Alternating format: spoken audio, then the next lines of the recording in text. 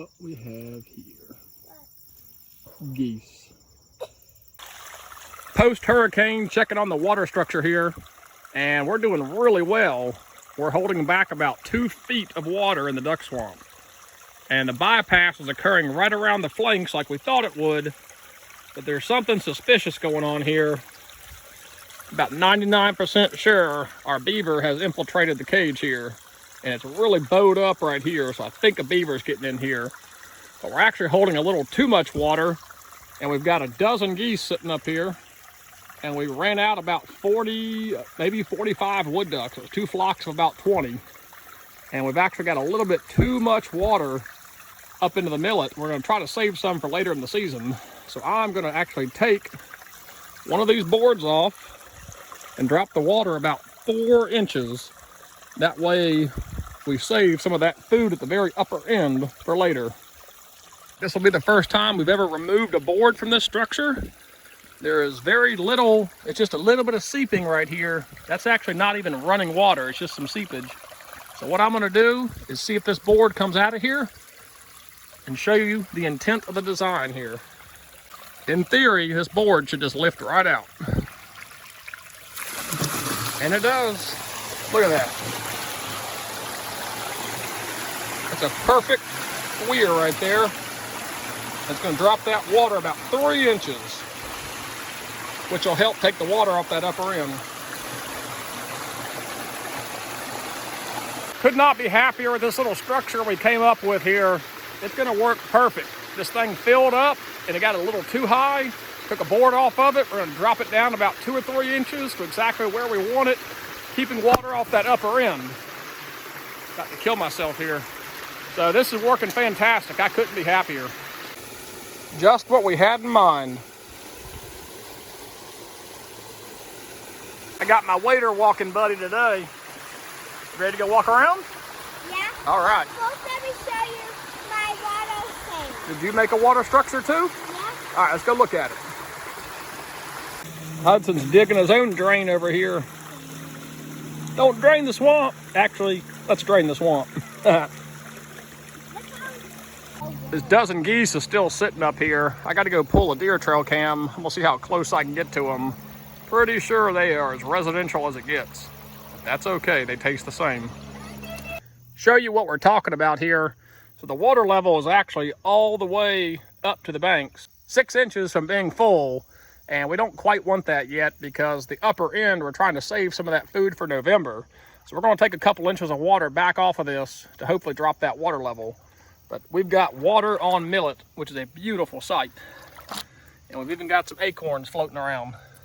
So I'm excited. We ran about 40 ducks out of here, dozen or so geese. It'll be here soon. I see ya. These are clearly migrators. Look how spooky they are. Geese are fun and great to shoot, especially when they come into a beaver pond, because they have a hard time getting back out. But they also eat a lot of food. One goose will eat for 4 or 5 wood ducks, so really don't want a lot of geese in here. So I don't mind bumping these guys out of here, and we'll definitely bust them if they come in during the wood duck season.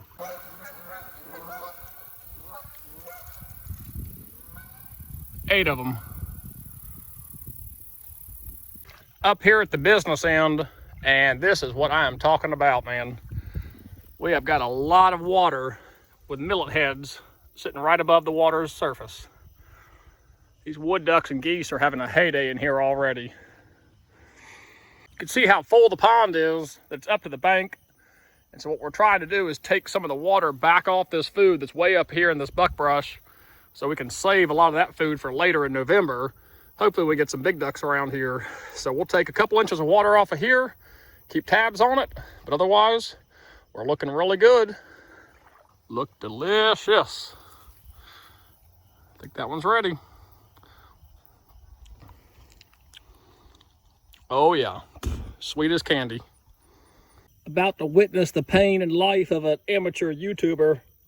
I do not have waders, and I'm about to hang a cell camera on that tree right there, or stump rather. Time to get wet.